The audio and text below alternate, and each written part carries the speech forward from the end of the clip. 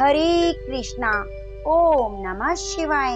आप सभी पर भगवान लक्ष्मी नारायण की कृपा सदा सर्वदा बनी रहे, इसी मंगल कामना के साथ आज मैं आपको सुनाने जा रही हूँ पाप मोचनी एकादशी की कथा।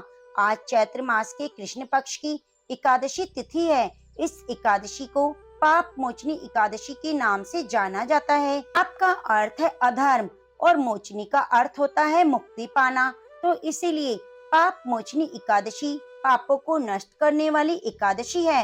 यह हिंदू नव वर्ष की पहली एकादशी मानी गई है, इसलिए इसका महत्व कई गुना ज्यादा बढ़ जाता है। पद्म पुराण के अनुसार जो मनुष्य इस एकादशी का व्रत करता है और कथाओं को सुनता है, उसके जाने अनजाने में किए गए सभी पाप नष्ट हो जाते हैं। व्यक्ति की सभी प्रकार की मनोकामनाएं पूरी होती हैं। सहस्त्र गोदान के समान पुण्य फल की प्राप्ति होती है। साधक को इस जन्म के साथ साथ पिछले जन्मों के पापों से भी मुक्ति मिल जाती है। इस दिन भगवान विष्णु श्री हरि की पूजा की जाती है। भागवत पुराण में श्री कृष्ण भगवान ने अर्जुन से कहा था कि इस व्रत को करने से, व्रत कथा को सुनने मात्र से घर में सुख शांति और धन धान्य की वृद्धि होती है। व्यक्ति के बड़े बड़े पापों का नाश हो जाता है।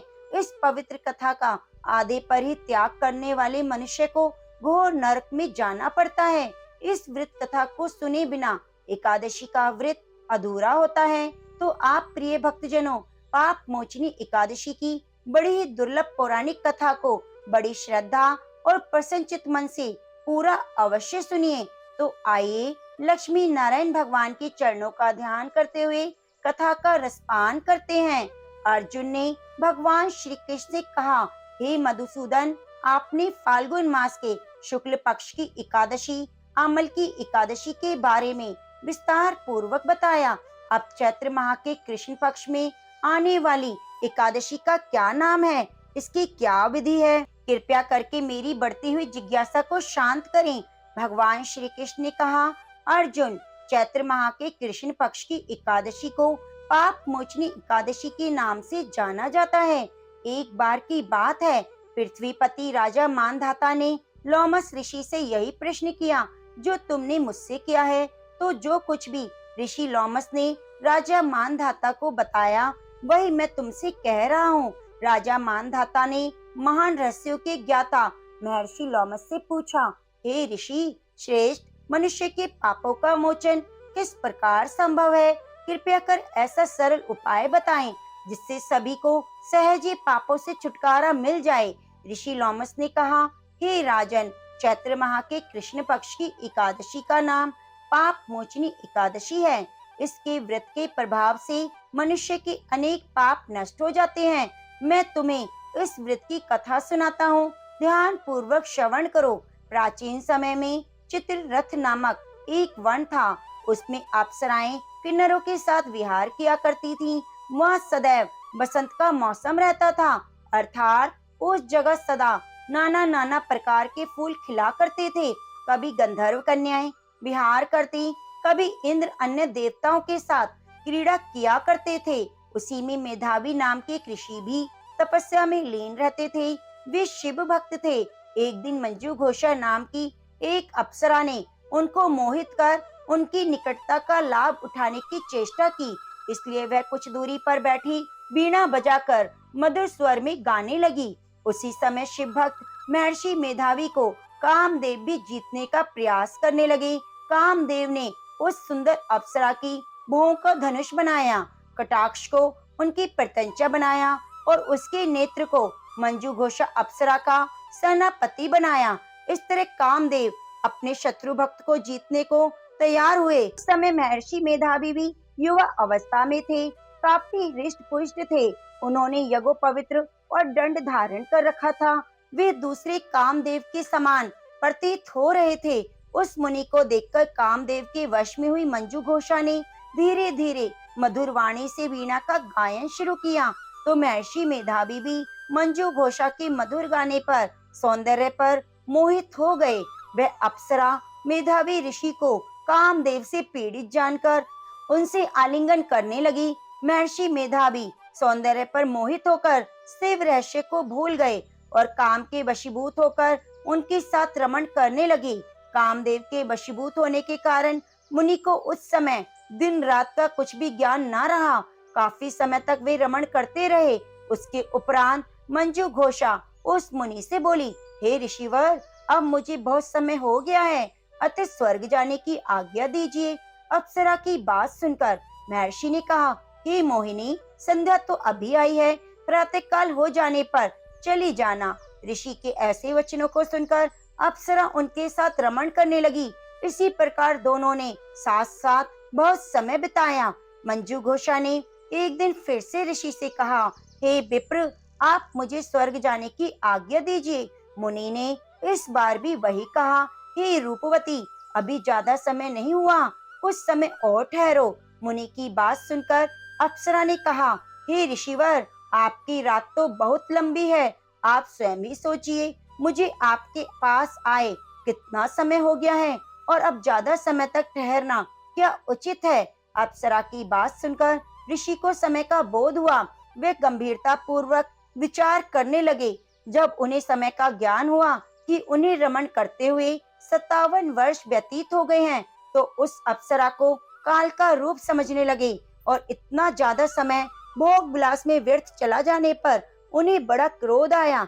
अब वह भयंकर क्रोध में जलते हुए उस तप नाशक करने वाली अप्सरा की तरफ भ्रुकुटी तानकर क्रोधवश देखने लगे। उनके अधर कांपने लगे, इंद्रियां बेकाबू होने लगी।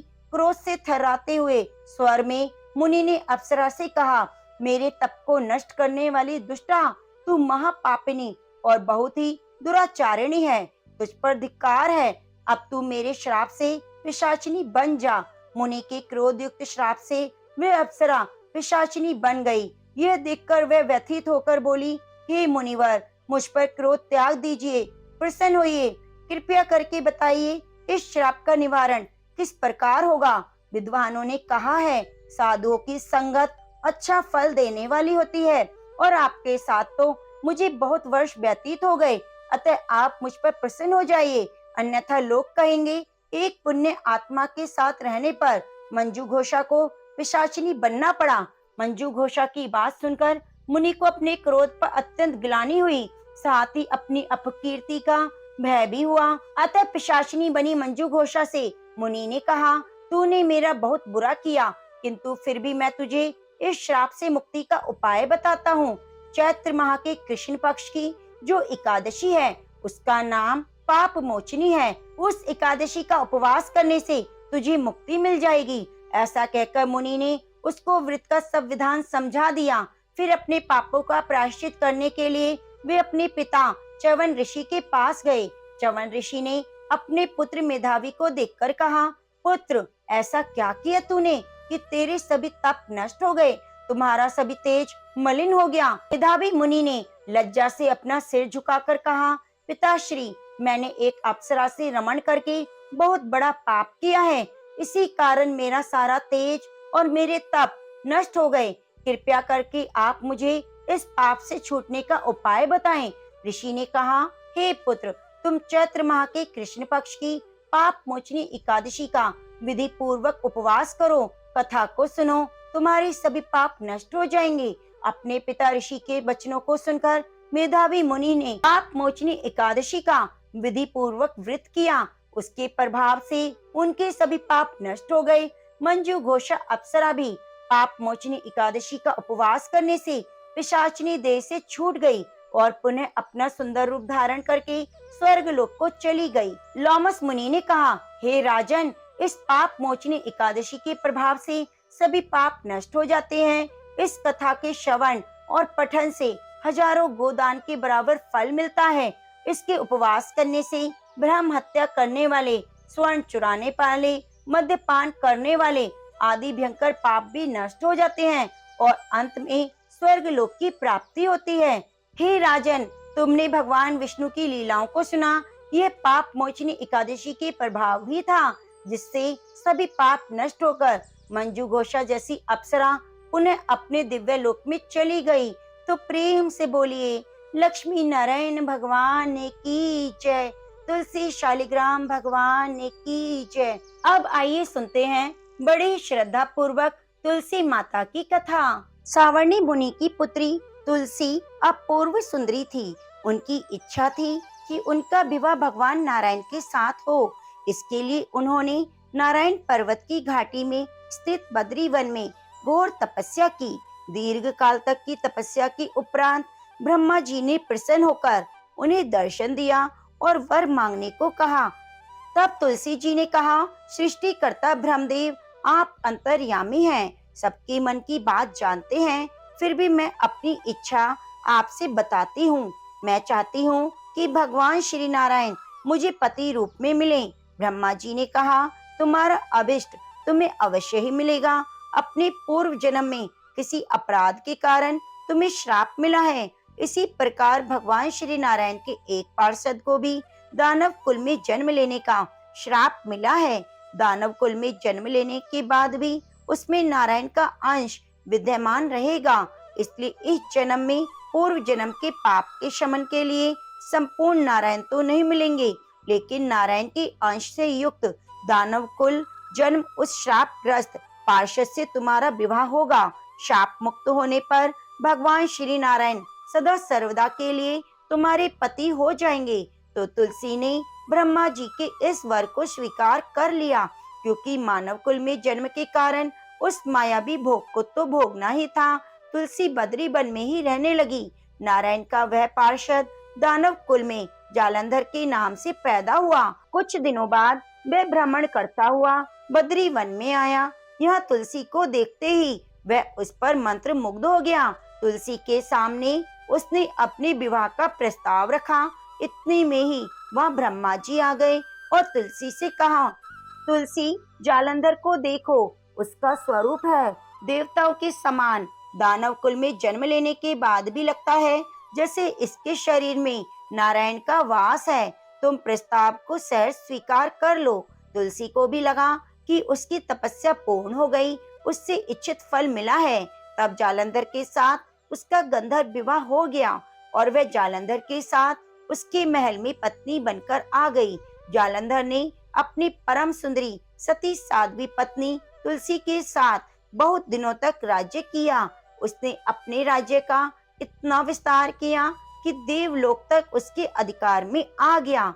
स्वर्ग का सुख भोगने वाले देवताओं की दशा भिखारियों जैसी हो गई। जालंधर किसी को कष्ट नहीं देता था, पर अधिकार और राज्य छीन जाने से सारे देवता मिलकर ब्रह्मा, विष्णु और शिव की सभा में गए और अपनी विपत्ति उन्हें सुनाई। ब्रह्मा जी ने कहा, तुलसी परम साध्वी है, उसका विवाह जालंधर से मैंने ही कराया था। जालंधर को तब तक नहीं हराया जा सकता, नहीं मारा जा सकता, जब तक तुलसी उसके साथ है। विष्णु जी ने कहा, जालंधर पूर्व जन्म में मेरा पार्षद था और श्राप के कारण उसे दानव कुल में जन्म लेना पड़ा है। इस जन्म में भी मेरा अंश उसमें व्याप्त है। साथ ही तुलसी की पतिव्रता धर्म से वह अजय है। फिर देवताओं की सहमति से भगवान शिव ने जालंधर के पास संदेश भेजा कि यह तो देवताओं को राज्य लौटा दे या फिर उनसे युद्ध करे। जालंधर शंकर जी के पास पहुंचा। उसने कहा, देवाधिदेव, आपके लिए देवताओं का पक्ष लेना उचित नहीं। राज्य बढ़ाना हर राजा का कर्तव्य है। मैं किसी को दुखी नहीं कर रहा हूँ। देवताओं से कहिए कि वह मेरी प्रजा बनकर रहें। मैंने आपका कोई अपमान नहीं किया है। हमारा आपका युद्ध शोभा नहीं देता। अगर आप हार गए तो बड़ी लज्जा की बात होगी। मैं हार गया तो आपकी कीर्ति बहुत अधिक नहीं बढ़ेगी। भगवान शंकर हंसने लगे। तो सब रहस्य समझते थे। तुलसी और जालंधर के पूर्व जन्म के श्राप की अवधि लगभग अब पूरी हो चुकी थी। फिर शंकर जी बोले, इसमें कीर्ति और लज्जा की बात नहीं। तुम देवों को राज्य लौटाकर उन्हें उनके पद पर प्रतिष्ठित होने दो। युद्ध से बचने का यही एक उपाय है। तब जालंधर ने कहा, मैंने युद्ध के बल से देवलोक जीता है। कोई उसे युद्ध के द्वारा ही वापस ले सकता है। यह मेरा अंतिम उत्तर है। अब मैं जा रहा हूँ। ऐसा कहकर जालंधर वहां से चला गया। उसने अपनी पत्नी तुलसी को सारी बातें बताई और कहा, कर्म भोग सब काल सूत्र में बंधा है। जीवन में हर्ष, शोक, भय, दुख, सुख, मंगल, अमंगल काल के अधीन है। हम तो केवल निमित्त हैं। संभव है भगवान शिव देवों का पक्ष लेकर मुझसे युद्ध करें। तुम चिंता मत करना, तुम्हारा सतत्व तेज मेरी रक्षा करेगा। दूसरे दिन भगवान शंकर के नेतृत्व में देवताओं ने युद्ध छेड़ दिया। जालंधर ने भीषण बाण की वर्षा की, उसका वेग रोक दिया। उसके प्रहार से देवता डगमगाने लगे। उसने दानवी शक्ति का प्रयोग करके मायावी युद्ध आरंभ कर दिया। युद्ध स्थल पर वह किसी को भी दिखाई नहीं देता था, पर उसके अस्त्र शस्त्र प्रहार कर देवों को घायल कर रहे थे। देवगण अपने अस्त्र चलाएं तो किस पर चलाएं, क्योंकि कोई शत्रु सामने नहीं था। कई दिनों तक इस तरह भयंकर युद्ध चलता रहा। जालंधर पराजित नहीं हुआ। तब शिव जी ने विष्णु जी से कहा, विष्णु जी तुम कुछ उपाय करो, अन्यथा मेरा तो सारा यश मिट्टी में मिल जाएगा। विष्णु जी ने सोचा, बल से तो जालंधर को हराया नहीं जा सकता, इसलिए छल का ही सहारा लेना पड़ेगा। उन्होंने तुरंत अपना स्वरूप जालंधर जैसा बनाया और अस्त्र शस्त्र से सुसज्जित होकर तुलसी जी के पास पहुंच गए। बोले, प्रिय मैं युद्ध जीत गया। सारे देवता भगवान शंकर समेत हार गए। इस खुशी में आओ, मैं तुम्हें अपने अंग लगा लूं। पति को प्रत्यक्ष खड़ा देखकर और विजय का समाचार सुनकर वह दौड़कर मायावी जालंधर के गले से लिपट गई और इस प्रकार पति पत्नी दोनों में आलिंगन होकर खूब खुशी मनाई। पर पुरुष के साथ इस प्रकार के व्यवहार से उसका सतत्व तेज नष्ट हो गया। उसका सतत्व तेज जो जालंधर के कवच के रूप में रक्षा कर रहा था, वह कवच नष्ट हो चुका था। जालंधर शक्तिहीन हो गया। यह जानते ही भगवान शंकर ने अपने त्रिशूल से प्रहार किया। उस प्रहार के लगते ही जालंधर जलकर भस्म हो गया और जालंधर के मरने को जानकर विष्णु अपने असली रूप में आ गए। सामने अपने पति जालंधर के स्थान पर भगवान विष्णु को खड़ा देखकर तुलसी बहुत ही हैरान हुई। उसको पता लग गया कि स्वयं नारायण ने उसके साथ छल किया है। क्रोध में आकर तुलसी जी ने श्राप दिया कि एक सती स्त्री का सतत्व भंग करने के अपराध में तुम हृदयहीन पत्थर हो जाओगे।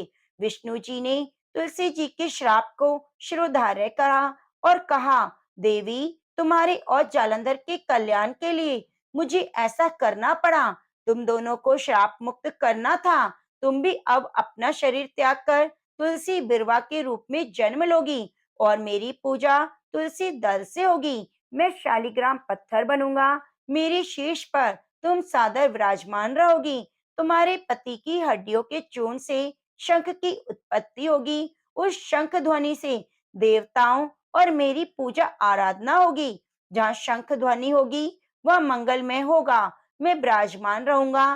तुमने पूर्व जन्म में बद्री वन में मुझे पाने के लिए बड़ी कठोर तपस्या की थी। अब अगले जन्म में मैं नारायण प्रस्तर के रूप में बद्रीनाथ वन में स्थापित होऊंगा और मेरी पूजा अर्चना फल फूल से न होकर तुम्हारे तुलसी दल से होगी। मेरे शीश पर विराजमान होकर मुझे तुम सबसे ऊंचा पद प्राप्त करोगी। तो प्रेम से बोलिए, लक्ष्मी नारायण भगवान की जय। तुलसी शालिग्राम भगवान की जय। प्रिय भक्तजनों, अब आइए सुनते हैं राधा रानी की कथा। एक बार एक व्यक्ति था। वह व्यक्ति संत जी के पास गया और कहता है, संत जी मेरा एक बेटा है, वो ना तो पूजा पाठ करता है ना भगवान का नाम लेता है। आप कुछ ऐसा कीजिए कि उसका मन भगवान में लग जाए। संत जी कहते हैं, ठीक है बेटा, एक दिन तू उसे मेरे पास लेकर चले आना। वह व्यक्ति अपने बेटे को लेकर संत जी के पास गया। अब संत जी उनके बेटे से कहते हैं, बेटा बोल राधे राधे। बेटा कहता है, मैं क्यों कहूँ। संत जी कहते हैं, बेटा बोल राधे राधे। वो इस तरह से मना करता रहा और अंत तक उसने यही कहा, मैं क्यों कहूँ राधे राधे। संत जी ने कहा, जब तुम मर जाओगे और यमराज जी पास आएंगे, तब यमराज जी तुमसे पूछेंगे कि कभी भगवान का नाम लिया, कोई अच्छा काम किया, तब तुम कह देना, मैंने जीवन में एक बार राधा रानी का नाम बोला है। बस एक बार इतना बताकर वह चले गए। समय व्यतीत हुआ। एक दिन वह मर गया। यमराज के पास पहुंचा तो यमराज ने पूछा, कभी कोई अच्छा काम किया है? तो उसने कहा, हाँ महाराज, मैंने जीवन में एक बार राधा रानी के नाम को बोला है, आप उसकी महिमा बताए। तो यमराज सोचने लगे, एक बार नाम की महिमा का क्या पुण्य फल होगा, इसका तो मुझे भी पता नहीं। यम बोले, चलो इंद्र के पास, वही बताएंगे। तो वो व्यक्ति बोला, मैं ऐसे नहीं जाऊंगा, पहले पालकी लेकर आओ, उसमें बैठकर जाऊंगा। यमराज ने सोचा, यह बड़ी मुसीबत है। फिर पालकी मंगवाई और उसे बिठाया। 4 कहार लग गए। बोला यमराज जी से, सबसे आगे वाले कहार को हटाकर उनकी जगह आप लग जाइए। यमराज जी ने ऐसा ही किया। फिर सब मिलकर इंद्र के पास पहुंच गए और बोले कि श्री राधा रानी के नाम लेने मात्र से क्या महिमा होती है? तो इंद्र बोले, महिमा तो बहुत है, पर क्या है यह मुझे मालूम नहीं। चलो ब्रह्मा जी के पास चलते हैं, उन्हीं को पता होगा। वह व्यक्ति बोला, इंद्र जी ऐसा है, दूसरे कहार को हटाकर आप यमराज जी के साथ मेरी पालकी उठाइए। अब एक और यमराज पालकी उठा रहे हैं और दूसरी तरफ इंद्र लगे हुए हैं। अब वह पहुंचे ब्रह्मा जी के पास। ब्रह्मा जी ने सोचा, ऐसा कौन सा प्राणी ब्रह्मलोक से आ रहा है जो स्वयं इंद्र और यमराज पालकी उठाकर लाए हैं। ब्रह्मा जी के पास पहुंचे। सभी ने पूछा, एक बार राधा रानी इनका नाम लेने की क्या महिमा है? तो ब्रह्मा जी बोले, महिमा तो बहुत है, पर वास्तविकता क्या है यह मुझे नहीं पता, लेकिन हाँ, भगवान शिव को जरूर पता होगी। वह व्यक्ति बोला, तीसरी कहार को हटाइए और उनकी जगह ब्रह्मा जी आप लग जाइए। अब क्या करते, महिमा तो जाननी थी। अब पालकी में एक और यमराज, दूसरी तरफ इंद्र और पीछे ब्रह्मा जी हैं। सब मिलकर भगवान शिव के पास गए और भगवान शिव से पूछा, प्रभु, श्री राधा रानी का नाम लेने की क्या महिमा है? केवल एक बार नाम लेने की क्या महिमा है? आप कृपा करके बताइए। तो भगवान शिव बोले, मुझे भी नहीं पता, लेकिन भगवान विष्णु को जरूर पता होगी। वे व्यक्ति शिव जी से बोले कि अब आप भी पालकी में लग जाइए। इस प्रकार ब्रह्मा, शिव, यमराज और इंद्र चारों ओर पालकी उठाने में लग गए और विष्णु जी के पास पहुंचे और विष्णु जी से पूछा, एक बार राधा रानी का नाम लेने की क्या महिमा है? तब विष्णु जी बोले, अरे, जिसकी पालकी को स्वयं मृत्यु का राजा यमराज, स्वर्ग का राजा इंद्र, ब्रह्मलोक का राजा ब्रह्मा और साक्षात भगवान शिव उठा रहे हैं, तो इससे बड़ी महिमा क्या होगी? जब सिर्फ एक बार राधा रानी का नाम लेने के कारण आपको इनकी पालकी में उठाना पड़ा है, तो ये अब मेरी गोद में बैठने के अधिकारी हैं। भगवान श्री कृष्ण ने स्वयं कहा है, जो केवल रा बोलते हैं तो मैं उनके लिए सब काम छोड़कर खड़ा हो जाता हूँ, और जैसे ही कोई धा शब्द का उच्चारण करता है तो उसकी ओर दौड़ लगाकर उसे अपनी गोद में भर लेता हूँ।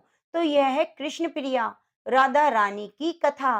तो प्रेम से बोलिए, लाडली जी सरकार की जय। भगवान विष्णु की गजेंद्र मोक्ष की सभी मनोकामनाओं को पूरी करने वाली कथा। भगवान अपने भक्त की परीक्षा तो लेते हैं, लेकिन उसकी भक्ति को देखकर नंगे पांव ही दौड़े चले आते हैं। अति प्राचीन काल की बात है। द्रविड़ देश में एक पांड्य वंशी राजा राज्य करते थे। उनका नाम इंद्रदमुन था। वे भगवान की आराधना में अपना अधिक समय व्यतीत करते थे। यद्यपि उनके राज्य में सभी और सुख शांति थी। प्रजा प्रत्येक रीति से संतुष्ट थी। तभी राजा इंद्रदमुन अपना समय राज कार्य में कम दे पाते थे। वे कहते थे कि भगवान विष्णु ही मेरे राज्य की व्यवस्था करते हैं, अतः वे अपने परम प्रभु की उपासना में ही हमेशा लीन रहते। राजा इंद्रदमुन के मन में आराधना की लालसा दिन प्रतिदिन बढ़ती जा रही थी। इस कारण वे राज्य को त्याग कर मलय पर्वत पर रहने लगे। उनका वेश तपस्वियों जैसा था। सिर के बाल बढ़कर जटा के रूप में हो गए। वे निरंतर परब्रह्म परमात्मा की आराधना में तल्लीन रहते। उनके मन और प्राण भी श्री हरि के चरण कमलों में मधुकर बने रहते। इसके अतिरिक्त उन्हें जगत की कोई वस्तु नहीं सुहाती। उन्हें राज्य, कोष, प्रजा, पत्नी आदि प्राणी या पदार्थ की स्मृति भी न होती थी। एक बार की बात है, राजा इंद्रदमुन प्रतिदिन की भांति स्नान से निवृत्त होकर सर्व समर्थ प्रभु की उपासना में लीन थे। उन्हें भाई जगत का तनिक भी ध्यान नहीं था। संयोगवश उसी समय महर्षि अगस्त्य अपने सभी शिष्यों के साथ वहां पहुंच गए, लेकिन राजा ने ना तो पाद किया, न अर्घ दिया और ना ही स्वागत किया। मौन व्रती राजा इंद्रदमुन परम प्रभु के ध्यान में लीन थे। इससे महर्षि अगस्त्य कुपित हो गए। उन्होंने इंद्रदमुन को श्राप दे दिया। इस राजा ने गुरुजनों से शिक्षा ग्रहण नहीं की और अभिमानवश परोपकार से निवृत्त होकर मनमानी कर रहा है। ऋषियों का अपमान करने वाला यह राजा हाथी के समान जड़ बुद्धि है, इसलिए इसे घोर अज्ञान में हाथी की योनि प्राप्त हो। महर्षि अगस्त भगवत भक्त इंद्रदमुन को यह श्राप देकर चले गए। राजा इंद्रदमुन ने भी इसे श्री भगवान का मंगलमय विधान समझकर प्रभु के चरणों में सिर रख दिया। क्षीराब्दी में 10 सहस्त्र योजन लंबा, चौड़ा और ऊंचा त्रिकुट नामक पर्वत था। वह पर्वत अत्यंत सुंदर और श्रेष्ठ था। उस पर्वतराज त्रिकुट की तराई में ऋतुमान नामक भगवान वरुण का क्रीड़ा कानन था। उसके चारों ओर दिव्य वृक्ष सुशोभित थे। वे वृक्ष सदा पुष्पों और फूलों से लदे रहते थे। उसी क्रीड़ा कानन ऋतुमान के समीप पर्वत श्रेष्ठ त्रिकुट के गहन वन में हथिनियों के साथ अत्यंत शक्तिशाली और अमित पराक्रमी गजेंद्र रहता था। एक बार की बात है, गजेंद्र अपने साथियों सहित प्यास की तीव्रता से व्याकुल हो गया। वह कमल की गंध से सुगंधित वायु को सूंघकर एक विशाल सरोवर के तट पर जा पहुंचा। गजेंद्र ने उस सरोवर के निर्मल, शीतल और मीठे जल में प्रवेश किया। पहले तो उसने जल पीकर अपनी तृषा बुझाई, फिर जल में स्नान कर अपना श्रम दूर किया। उसके बाद उसने जल क्रीड़ा आरंभ कर दी। वह अपनी सूंड में जल भरकर उसकी फुहारों से हथनियों को स्नान कराने लगा। तभी अचानक गजेंद्र ने सूंड उठाकर चित्कार की। पता नहीं किधर से एक मगर ने आकर उसका पैर पकड़ लिया। गजेंद्र ने अपना पैर छुड़ाने के लिए पूरी शक्ति लगाई, परंतु उसका वश नहीं चला। पैर नहीं छूटा। इंद्र को ग्रहग्रस्त देखकर हथिनियां कलब और अत्यंत व्याकुल हो गई। वे सूंड उठाकर चिंगाड़ने और गजेंद्र को बचाने के लिए सरोवर के भीतर बाहर दौड़ने लगी। उन्होंने पूरी चेष्टा की, लेकिन सफल नहीं हुए। उसी समय महर्षि अगस्त के श्राप से राजा इंद्रदमुन गजेंद्र हो गए थे और गंधर्व श्रेष्ठ हुहु महर्षि देवल के श्राप से ग्रह हो गए थे। वे भी अत्यंत पराक्रमी थे। संघर्ष चलता रहा। गजेंद्र स्वयं को बाहर खींचता रहा और ग्रह गजेंद्र को भीतर खींचता। सरोवर का निर्मल जल गंदला हो गया था। कमल दल शत विषक्त हो गए। जल जंतु व्याकुल हो उठे। गजेंद्र और ग्रह का संघर्ष 1 सहस्त्र वर्ष तक चलता रहा। दोनों जीवित रहे। यह दृश्य देखकर देवगण चकित हो गए। अंततः गजेंद्र का शरीर स्थिर हो गया। उसके शरीर में शक्ति और मन में उत्साह नहीं रहा, परंतु जलचर होने के कारण ग्रह की शक्ति में कोई कमी नहीं आई। उसकी शक्ति बढ़ गई। वह नवीन उत्साह से अधिक शक्ति लगाकर गजेंद्र को खींचने लगा। असमर्थ गजेंद्र के प्राण संकट में पड़ गए। उसकी शक्ति और पराक्रम का अहंकार चूर चूर हो गया। वह पूर्णतया निराश हो गया, किंतु पूर्व जन्म की निरंतर भगवत आराधना के फलस्वरूप उसे भगवत स्मृति हो आई। उसने निश्चय किया कि मैं कराल काल के भय से चराचर प्राणियों के शरण सर्व समर्थ प्रभु की शरण ग्रहण करता हूँ। इस निश्चय के साथ गजेंद्र मन में एकाग्र कर पूर्व जन्म में सीखे श्रेष्ठ स्तोत्र द्वारा परम प्रभु की स्तुति करने लगा। गजेंद्र की स्तुति सुनकर भगवान विष्णु प्रकट हो गए और गजेंद्र को पीड़ित देखकर भगवान विष्णु गरुड़ पर आरूढ़ होकर अत्यंत शीघ्रता से उक्त सरोवर के तट पर पहुंचे। जब जीवन से निराश और पीड़ा से छटपटाते गजेंद्र ने हाथ में चक्र लिए गरुड़ भगवान विष्णु को तीव्रता से अपनी ओर आते देखा, तो उसने कमल का एक सुंदर पुष्प अपनी सूंड में लेकर ऊपर उठाया और बड़े कष्ट से कहा, नारायण जगत गुरु भगवान, आपको नमस्कार है। गजेंद्र को अत्यंत पीड़ित देखकर भगवान विष्णु गरुड़ की पीठ से कूद पड़े और गजेंद्र के साथ ग्रह को भी सरोवर के बाहर खींच लाए और तुरंत अपने तीक्ष्ण चक्र से ग्रह की मुंह फाड़कर गजेंद्र को मुक्त कर दिया। ब्रह्म आदि देवगण श्री हरि की प्रशंसा करते हुए उनके ऊपर फूलों की वृष्टि करने लगे। सिद्ध और महर्षि पर ब्रह्म भगवान विष्णु का गुणगान करने लगे। ग्रह दिव्य शरीरधारी हो गया। उसने विष्णु जी के चरणों में सिर रखकर प्रणाम किया और भगवान विष्णु के गुणों की प्रशंसा करने लगे। भगवान विष्णु के मंगलमय वरद हस्त के स्पर्श से पाप मुक्त होकर अभिशप्त हुहु गंधर्व ने प्रभु की परिक्रमा की और उनके त्रिलोक्य वंदित चरण कमलों में प्रणाम कर अपने लोक को चला गया। भगवान विष्णु ने गजेंद्र का उद्धार कर उसे अपना पार्षद बना लिया। गंधर्व, सिद्ध और देवगण उनकी लीला का गान करने लगे। गजेंद्र की स्तुति से प्रसन्न होकर भगवान विष्णु ने सबके समक्ष कहा, प्यारे गजेंद्र, जो लोग ब्रह्म मुहूर्त में उठकर तुम्हारी की हुई स्तुति से मेरा स्तवन करेंगे, उन्हें मैं मृत्यु के समय निर्मल बुद्धि प्रदान करूंगा। यह कहकर भगवान विष्णु ने पार्षद रूप में गजेंद्र को साथ लिया और गरुड़ पर सवार होकर अपने दिव्य धाम को चले गए। तो प्रेम से बोलिए लक्ष्मी नारायण भगवान की जय। अब आइए बड़े ही प्रेम से एकादशी माता की कथा को सुनते हैं। एक बार एक बूढ़ी माँ ने एक बार एकादशी का व्रत रखा। बड़ी ही भक्ति भाव से पूजा अर्चना की। उन्हें वृद्ध अवस्था में क्या बाधा थी, तो वे अपने पुत्र पौत्रों की सुख सुविधा के लिए व्रत रखने लगी थी। वे दिन भर तो जरा कठोर मन करके अपनी प्यास को रोके रहीं। दिन में पूजा पाठ किया, कथा सुनी और पंडित जी को मिट्टी के पात्र में भरकर पानी और ऋतुफल दान दिए। दोना भर भर कर बूरा शक्कर का वितरण किया। उन्हें गर्मी के कारण बहुत बेचैनी हो रही थी। इस कारण से बड़ी देर तक पानी में पड़ी रहीं और पानी की कुल्ला करती रहीं, अपना मुंह धोती रहीं। तब कहीं थोड़ा बहुत धैर्य बंद पाया। धूप तो बहुत तेज थी, इस कारण उनका मुंह भी बार बार सूख रहा था। बूढ़ी माँ बहुत बेचैन हो रही थी। एक तरफ बुढ़ापा और दूसरी तरफ यह भयंकर गर्मी। वृद्ध अवस्था की स्थिति तो कुछ दूसरी ही होती है। जैसे तैसे दिन तो कट गया। अब पहाड़ सी रात सामने थी। उसका कटना बड़ा ही कठिन दिखाई दे रहा था। खटिया पर पड़े शांति नहीं मिल रही थी।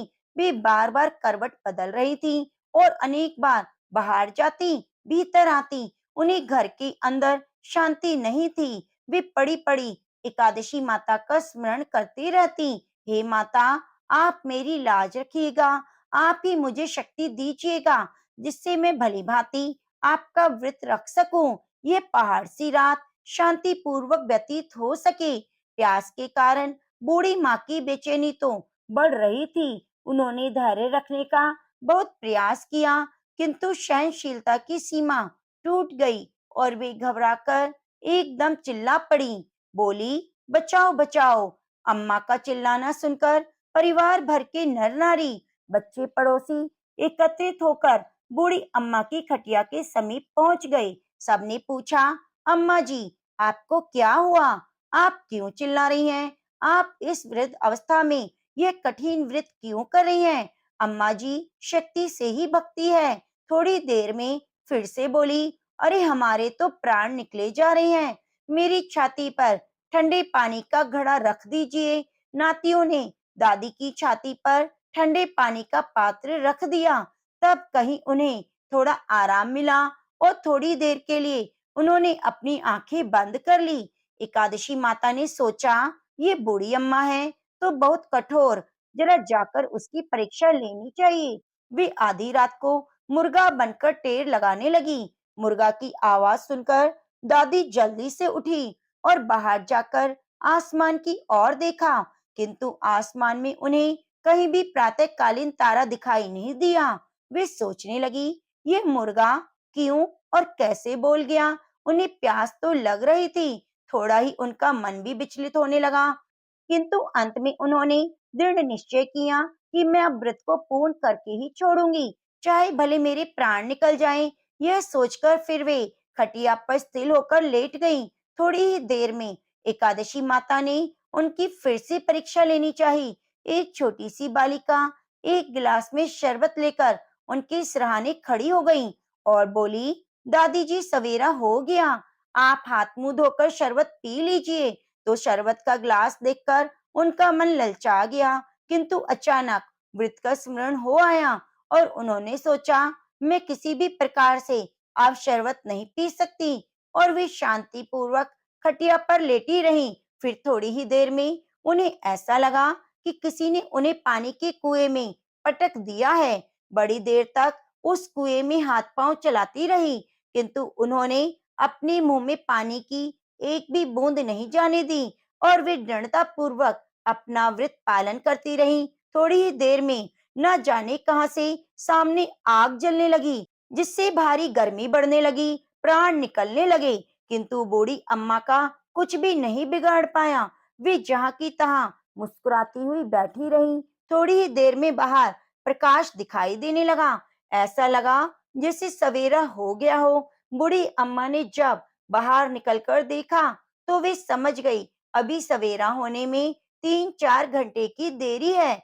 यह जानकर वे शांति पूर्वक इधर उधर घूमने फिरने लगी, और एकादशी माता यह बात अच्छे से समझ गई कि ये बूढ़ी अम्मा किसी भी प्रकार से अपने व्रत से नहीं टल सकती। वे उनके सत्य व्रत को अच्छी तरह से समझ गई। सवेरा होते ही बूढ़ी माता ने स्नान किया, भगवान का पूजन पाठ किया, एकादशी माता की कथा सुनी, ब्राह्मणों को दक्षिणा देकर भोजन कराया, तब कहीं उन्होंने जल ग्रहण किया।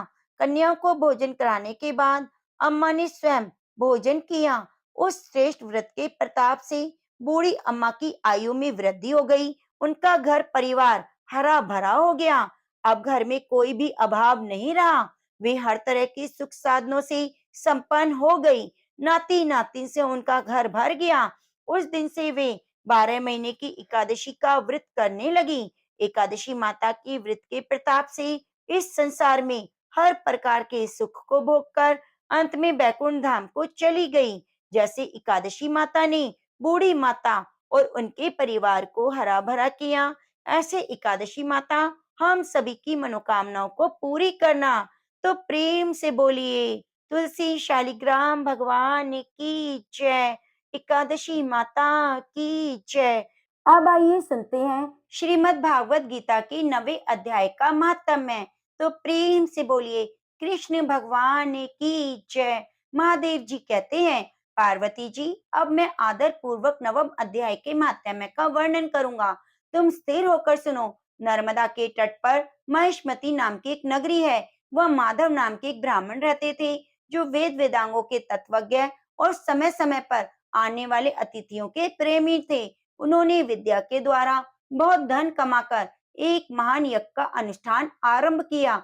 उस यज्ञ में बलि देने के लिए एक बकरा मंगाया गया। जब उसके शरीर की पूजा हो गई, तब सबको आश्चर्य में डालते हुए उस बकरे ने हंसकर उच्च स्वर से कहा, ब्राह्मण, इन बहुत से यज्ञों द्वारा क्या लाभ? इनका फल तो नष्ट हो जाने वाला है, तथा ये जन्म जरा मृत्यु के भी कारण है। यह सब करने पर भी मेरी जो वर्तमान दशा है, इसे देख लो। बकरे के इस अत्यंत कौतूहलजनक वचन को सुनकर यज्ञ मंडप में रहने वाले सभी लोग बहुत विस्मित हुए। तब वे यजमान ब्राह्मण हाथ जोड़कर आप पलक नेत्रों से देखते हुए बकरे को प्रणाम करके श्रद्धा और आदर के साथ पूछने लगे। ब्राह्मण बोले, आप किस जाति के थे? आपका स्वभाव और आचरण कैसा था? तथा किस कर्म से आपको बकरे की योनि प्राप्त हुई? यह सब मुझे बताइए। बकरा बोला, ब्राह्मण, मैं पूर्व जन्म में ब्राह्मणों के अत्यंत निर्मल कुल में उत्पन्न हुआ। समस्त यज्ञों का अनुष्ठान करने वाला, वेद विद्या में प्रवीण था। एक दिन मेरी स्त्री ने भगवती दुर्गा की भक्ति से विनम्र होकर अपने बालक के रोग की शांति के लिए बलि देने के निमित्त मुझसे एक बकरा मांगा। उसके बाद जब चंडिका के मंदिर में वह बकरा मारा जाने लगा, उस समय उसकी माता ने मुझे शाप दिया, ओ ब्राह्मणों में नीच पापी, तू मेरे बच्चे का वध करना चाहता है, इसलिए तू भी बकरे की योनि में जन्म लेगा। द्विश्रेष्ठ, तब कालवश मृत्यु को प्राप्त होकर मैं बकरा हुआ। यद्यपि मैं पशु योनि में पड़ा हूँ, तो भी मुझे अपने पूर्व जन्म का स्मरण बना हुआ है। हे ब्राह्मण, यदि आपको सुनने की उत्कंठा हो तो मैं एक और आश्चर्य की बात बताता हूँ। कुरुक्षेत्र नाम का एक नगर है, जो मोक्ष प्रदान करने वाला है। वहाँ चंद्र शर्मा नामक एक सूर्यवंशी राजा राज्य करते थे। एक समय जबकि सूर्य ग्रहण लगा था, राजा ने बड़ी श्रद्धा के साथ काल पुरुष का दान करने की तैयारी की। उन्होंने वेद वेदांगों के पारगामी एक विद्वान ब्राह्मण को बुलवाया और पुरोहित के साथ वे तीर्थ के पावन जल से स्नान करने चले। तीर्थ के पास पहुंचकर राजा ने स्नान किया और दो वस्त्र धारण किए। फिर पवित्र और प्रसन्नचित होकर उन्होंने श्वेत चंदन लगाया और बगल में खड़े हुए पुरोहित का हाथ पकड़कर तत्कालोचित मनुष्यों से घिरे हुए अपने स्थान पर लौट आए। आने पर राजा ने यथोचित विधि से भक्ति पूर्वक ब्राह्मणों को काल पुरुष का दान किया। तब काल पुरुष का हृदय चीर कर उसमें से एक पापात्मा चांडाल प्रकट हुआ। फिर थोड़ी देर के बाद निंदा भी चांडाली का रूप धारण करके काल पुरुष के शरीर से निकली और ब्राह्मण के पास आ गई। इस प्रकार चांडालों की वह जोड़ी आंखें लाल किए निकली और ब्राह्मण के शरीर में प्रवेश करने लगी। ब्राह्मण मन ही मन गीता के नवम अध्याय का जप करते थे और राजा चुपचाप यह कौतुक देखने लगे। ब्राह्मण के अंतःकरण में भगवान गोविंद शयन करते थे, वे उन्हीं का ध्यान करने लगे। ब्राह्मण ने जब गीता के नवम अध्याय का जप किया, अपने आश्रयभूत भगवान का ध्यान किया, उस समय गीता के अक्षरों से प्रकट हुए विष्णु दूतों द्वारा पीड़ित होकर वे दोनों चांडाल भाग गए। उनका उद्योग निष्फल हो गया। इस प्रकार इस घटना को प्रत्यक्ष देखकर राजा के नेत्र आश्चर्य से चकित हो गए। उन्होंने ब्राह्मण से पूछा, विप्रवर, इस महाभयंकर आपत्ति को आपने कैसे पार किया? आप किस मंत्र का जाप और किस देवता का स्मरण कर रहे थे? फिर पुरुष और स्त्री कौन थी? वे दोनों कैसे उपस्थित हुए? फिर वे कैसे शांत हो गए? ये सब मुझे बताइए। ब्राह्मण ने कहा, राजन, चांडाल का रूप धारण करके भयंकर पाप ही प्रकट हुआ था और वह स्त्री निंदा की साक्षात मूर्ति थी। मैं इन दोनों को ऐसे ही समझता हूँ। उस समय मैं गीता के 9वें अध्याय के मंत्रों की माला जपता था। उसी का महात्म है कि सारा संकट दूर हो गया। हे महिपते, मैं नित्य ही गीता के 9वें अध्याय का जप करता हूँ। उसी के प्रभाव से प्रतिग्रह जनित आपत्तियों से पार पा सका हूँ। यह सुनकर राजा ने उसी ब्राह्मण से गीता के 9वें अध्याय का अभ्यास किया। कथा सुनकर ब्राह्मण ने बकरे को बंधन से मुक्त कर दिया और गीता के 9वें अध्याय के अभ्यास से परम गति को प्राप्त हुआ। तो प्रेम से बोलिए कृष्ण भगवान